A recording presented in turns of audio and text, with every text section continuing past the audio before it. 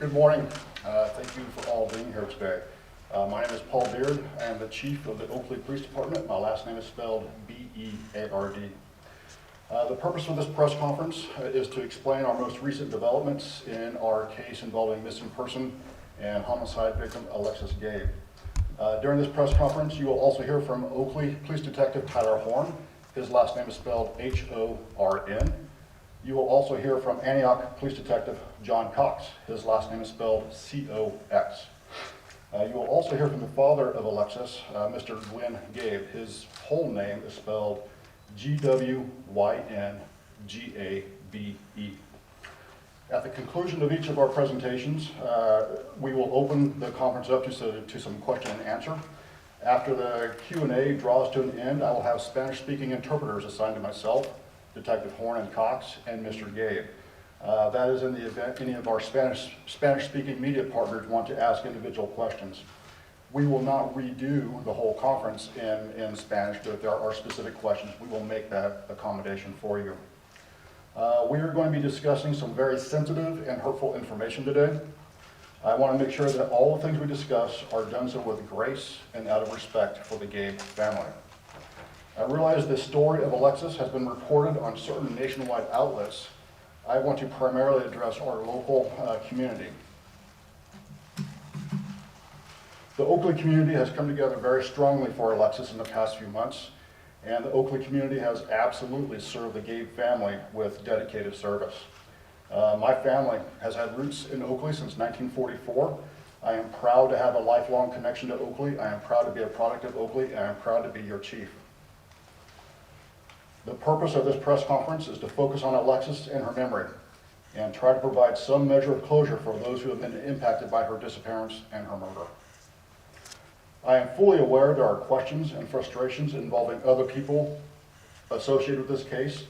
It is not my intent to discuss anybody other than Alexis in the form of evil that took her precious life. At this point, I'm going to provide everybody with a brief case history of how this all came to be leading up to the point of last week. Alexis was reported to us as a missing person on January 27th when she did not return home from Marshall Curtis Jones. Marshall Jones was an Antioch resident and a former boyfriend of Alexis. Alexis's family began searching for Alexis. They found her car at the intersection of Trenton and Carrington right here in Oakley. They found that to be highly suspicious. They reported the incident to us. Our first initial officer is Officer Rod County. Rod County took this case with a certain sense of heightened awareness of the whole thing. He came back here to the PD and discussed it with his partners and some of our professional staff, and collectively we all immediately felt that Alexis was in trouble. At that point, detectives and the Oakley command staff came in on days off to get the initial stages of this investigation rolling.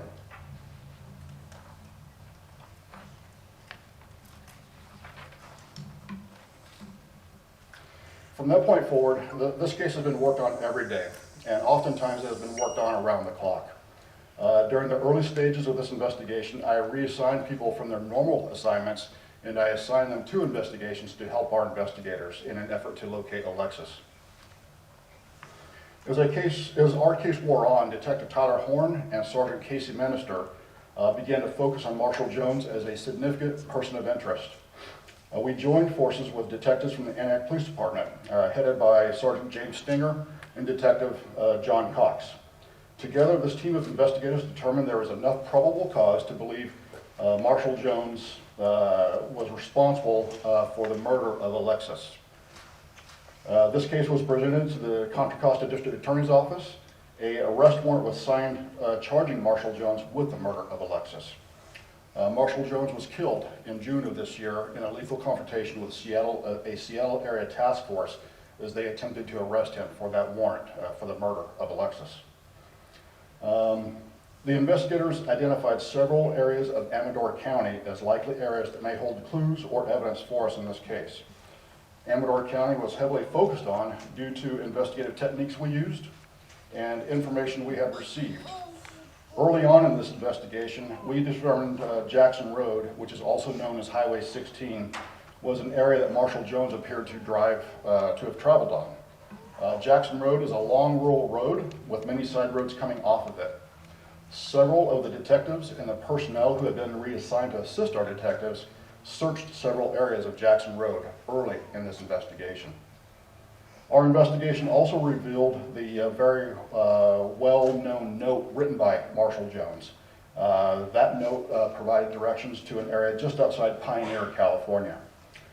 This note drove our strong interest to Pioneer. Our investigators, this team of investigators, essentially turned several areas of Pioneer literally upside down. We dug several areas, and we even drained a large pond in a search for Alexis.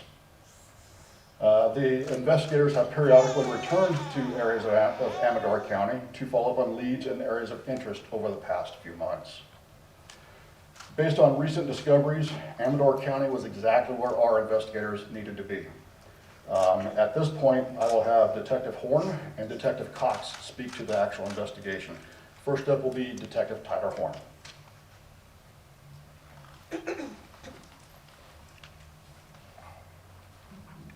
Hello. On Thursday, November 3rd of this year, Oakley and Antioch police investigators received a call from deputies from Amador County Sheriff's Office regarding the discovery of human remains on Highway 16 near the town of Plymouth. The tip was emailed to Amador County by a citizen visiting the region from Alaska. The citizen was metal detecting and happened upon what he thought to be human remains. Amador County deputies and investigators swiftly responded to the scene to confirm the discovery. Since investigators in Amador County were intimately familiar with Alexis Gabe's disappearance, we were notified very promptly. The scene was losing daylight and it was secured until the morning. On November 4th, Oakley and Antioch police investigators responded to the scene to meet with Amador County personnel. Members of Amador County Search and Rescue, California Office of Emergency Services Canines completed a thorough search of the area. Search parties covered approximately a half mile in either direction of the original site in an attempt to locate any additional remains. No additional remains were located. The remains were taken to Amador County Sheriff's Office for identification. A forensic odontologist contracted through the Contra Costa County Coroner's Bureau was summoned to the scene. In the evening hours, the remains discovered on Highway 16 were confirmed to be that of Alexis Gabe through her most recent dental records.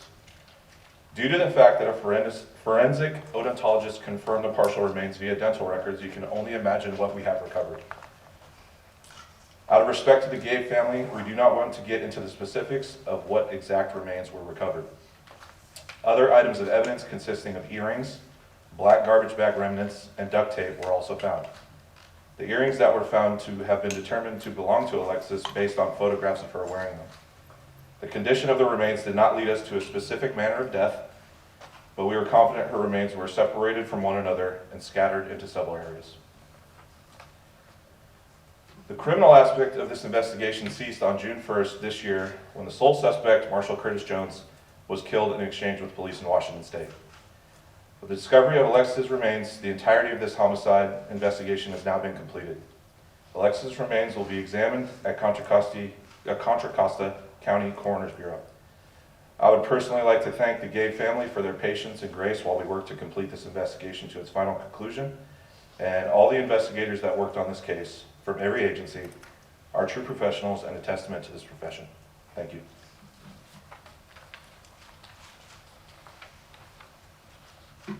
Good afternoon. The Oakley and Antioch Police Departments have always worked very closely together as neighboring cities with a common goal to provide the best public safety services to our communities. When the Oakley Police Department reached out to Antioch's Investigation Bureau, notifying us that a suspicious missing persons report may be connected to the city of Antioch, we did not hesitate partnering with Oakley PD to help solve this case. First off, I'd like to say that our thoughts, prayers, and hearts go out to the Gabe family for the loss of their loved one. We hope that in some small measure, our support and efforts to surface what happened to Alexis Gabe and bring her home has in some way provided a bit of closure for the family. As they continue to mourn for their loved one, celebrate her life, and eventually find a way to move forward as a family with our community support.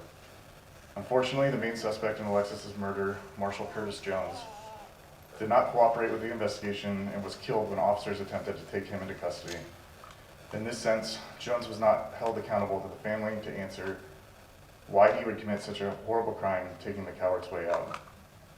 Although another arrest was made in this case, and to echo Detective Horn's statement, I want to make it clear that Marshal Jones is the sole perpetrator of this murder.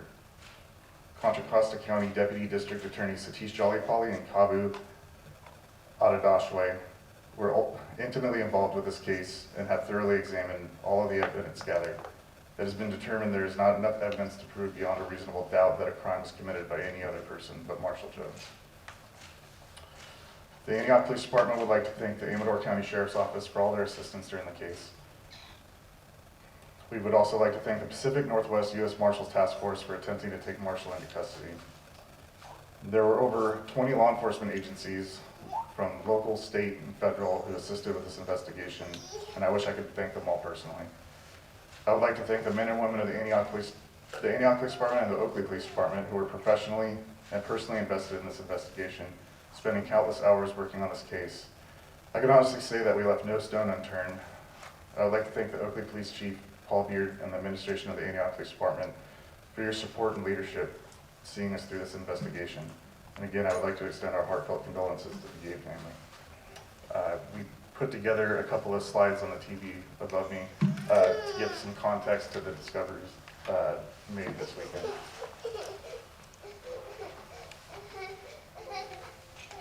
So this is the note that's been put out on social media by the Gabe family. This note was determined to be written by Marshal Jones, and it was left at the house he was staying at. The top portion has been blocked out to protect the safety of uninvolved people. The directions continue. It was a 2-page note, and they ended in Pioneer, California. And if you take these directions, it's basically from Google Maps, turn by turn. This is Google Maps. This is Marshall's. This is the direction that Marshall was supposed to be going. However, he did not take Watt Avenue off of 50. He ended up missing the exit and going on Bradshaw Road, which is what all of us did when we followed the directions. So to the right is Watt Avenue and Jackson Road, and that's from the handwritten directions where he was supposed to turn or exit off of Highway 50 and turn left onto Jackson Road. The blue lines are his call records that we were able to get from his cell phone number, and that showed him turning his device back on at about 8:52 and 8:54 p.m. on January 28th. This is what led us to believe that he was in that area. And if you look at the red line, that arrow indicates a gas station that we were able to get surveillance video from showing a car similar to his turning left onto Highway 16. This is an overview. On the top left is where he was determined to be based on his cell phone and the video. In the middle right there is where the remains were located. The next mark on Highway 16 is the next direction according to the handwritten directions. And then to the far right is Pioneer to give some context of where they were located. And that's a zoomed in map of where the remains were eventually located. And I can play that again afterwards.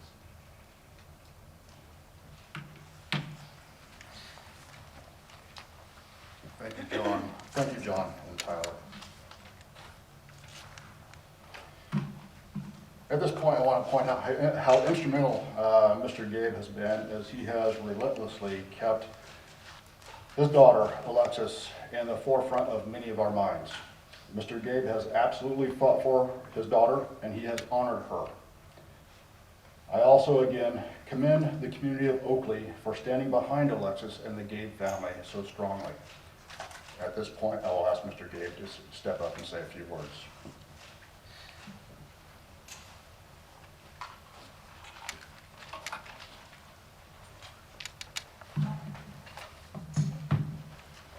Good morning, everyone.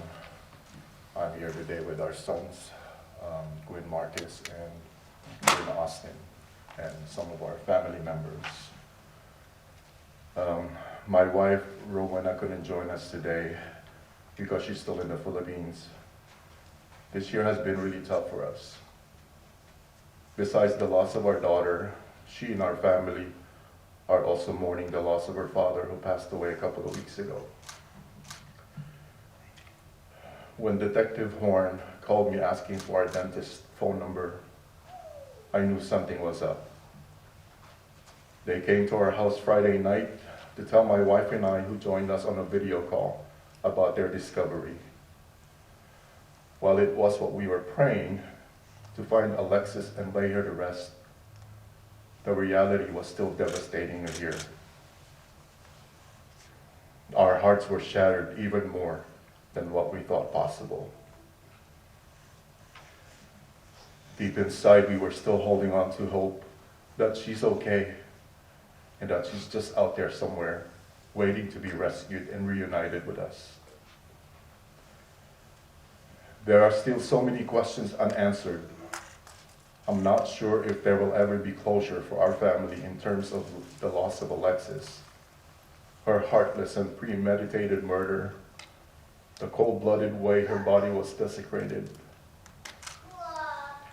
and the cowardly way her murderer chose to evade responsibility for his wrongdoings.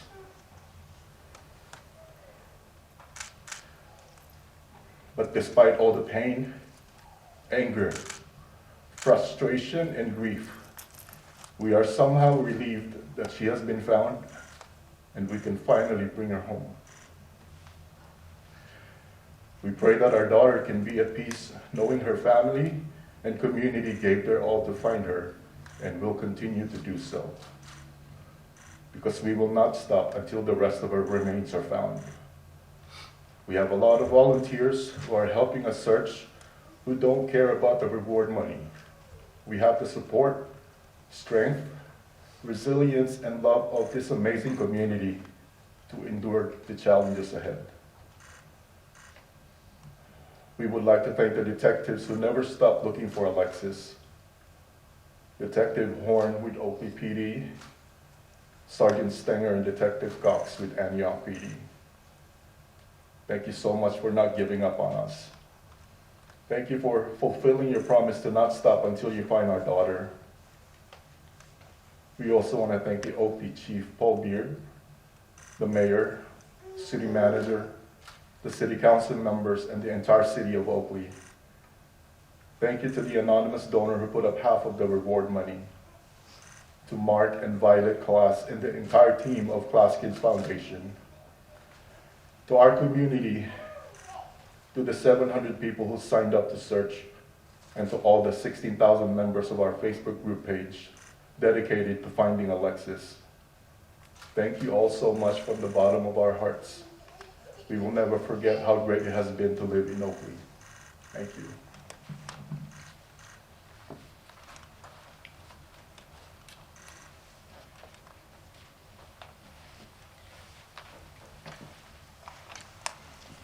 Okay.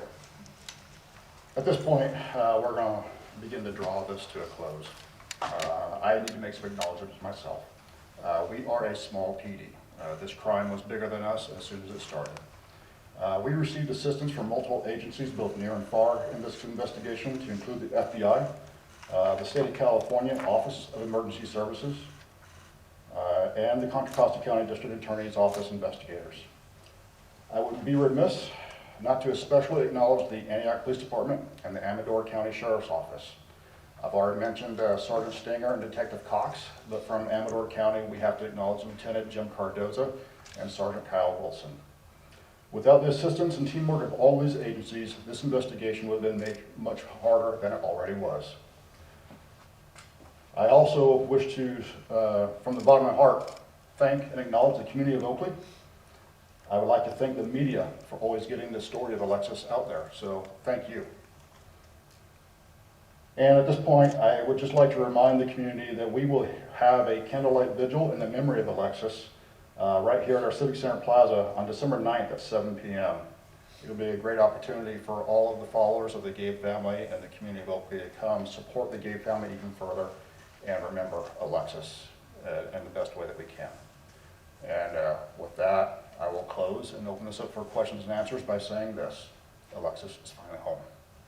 So, So we're all available for Q&A at this point. If anybody has a question, just raise your hand and we will acknowledge that. Yes, ma'am. Chief, you had said, I know some months ago, that the evidence was overwhelming, that everything pointed to Jones. Can you share with us a little bit more about what that evidence was and what you think the timeline might have been from the time she disappeared to when he left her? So the question is, can we share more about the evidence we have collected in regards to Marshall Jones? To best answer that question, I will turn that question over to my investigators. So the specific evidence, there's quite a bit, a lot of it being circumstantial, small amounts of biological evidence, and of course, we completed a wiretap investigation, and there was nothing to sway us from Marshall Jones. Where do you think the crime was committed? Was it in Antioch, at his home? Was it in Oakley? Based on all the evidence and the circumstantial evidence, we believe that the crime occurred in Antioch. We do not believe that Alexis left Marshall's house alive. What's the status on any other individuals that may be related to this in terms of cooperation in regards to the investigation most recently? We haven't really received any further cooperation from other people involved in this case. And as far as evidence goes, I think what Detective Cox alluded to is that there's nothing to prove beyond a reasonable doubt that anyone else besides Marshall Jones was responsible. How many search warrants were issued in this case, do we know? We got up to 60. 60, thank you. The note that you showed to us, was that something that was discovered after Marshall Jones was killed? No, sir, that was discovered during a search warrant somewhat early on in the investigation. Can It you- literally shows, I mean, it literally indicates an idea of where. Correct, so it was essentially a step-by-step map that he appeared to have copied off of the Google Maps because obviously he didn't want to turn his cell phone on. So he had a physical map that he would use in order to get to the place where he wanted to go. Can you talk about where you found that map, and did somebody give it to you? Did you have to, where was it found? We found that map during a search warrant that we served in the city of Vacaville. At his relative's home, is that what, his sister's home? A relative's house, yes. And Yes, sir. I asked this question with utmost respect and sensitivity. I don't want to assume that you know the answer, but when we talk about scattered remains, is that human suspect cause or nature, animal remains? That is a determination we can't make based off of the amount of remains that we have. You mentioned duct tape. I mean, are there any other, I mean, what? So black plastic bags were something that we determined early on that could have been involved in this investigation, whether it be the disposal of a body or disposal of evidence. So obviously the black plastic bag is relevant, and there was duct tape that was on that bag, so we collect everything just out of safety. What connection, or was there any connection made between, I'm sorry, I forgot the suspect's name, the... Marshall. Marshall, Sure. yeah. And Pioneer, California, why there? We could not determine a connection there. We had the map, and that's what we focused our efforts on. That area where she was discovered, was that area searched before? I mean, it looks like it was right off the road, right? It was not searched before. We searched closer to the intersection of Jackson and Bradshaw. This was about 20, 25 minutes away by vehicle. In which direction? West? East. And just right off the road, right? I mean, that. Correct. Not on Yeah. a paved road. It was essentially in a turnout off the highway. And just to clarify, I know you showed us the map, but for us, we're not familiar with that area. Determined Plymouth and Pioneer are opposite separate towns, but do you believe that the way to the Plymouth location was within the realm of those turn-by-turns to Pioneer? Yes, so the Plymouth would have been a route that he would have taken to get ultimately to Pioneer. So was that the very night she disappeared, or the night after, if you can refresh our the timeline. So on January 26th is when Alexis went to Marshall's house in Antioch. She was reported missing on the 27th. And the call records that we showed you from Vacaville to Pioneer, that was on the 28th, the evening of the 28th. It seems like the only question that still remains about this whole thing is why. Is there anything that you can think of that would ever lead us at this point now to figure out what that was? No, I don't try to get into the mind of a killer. He did what he did for an unknown reason. And Detective, you gave answers in the months prior, but just for us, Detective, was there any TROs, 2735 domestic relation prior to these two? No.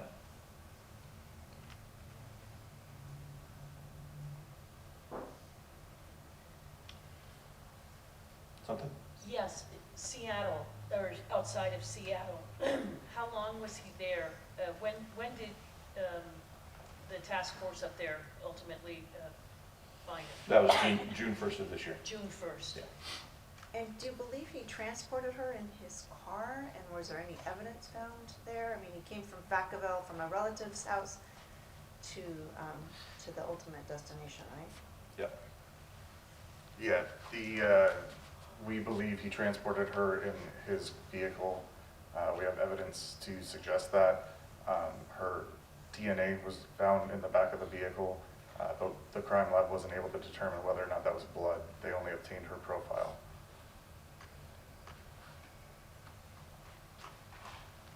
How long was he under? If anyone in the family wants to say anything about how you'd like to have her remembered, I know, but if there's something you could say about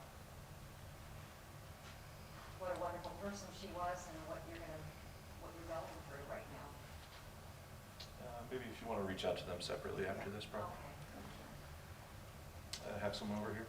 How long was his mobile phone being tapped? You said you used wiretapping. How long was that? What period? Was that from June 28th through, or rather the 28th? Throughout the entire season? But we were up on the phone all the time. Up until June? So to clarify, there was only a few days that we didn't know where he was. He had fled to Washington the week after. We were pinging his phone, and there was physical surveillance being conducted on him off and on while he was up in Washington.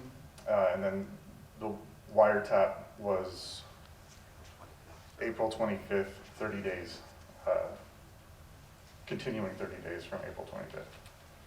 Can you talk about how cooperative or uncooperative his family has been through this? I really want to leave this press conference as a focus on Alexis. I do acknowledge, I do recognize there has been a degree of a less cooperative nature out of this family.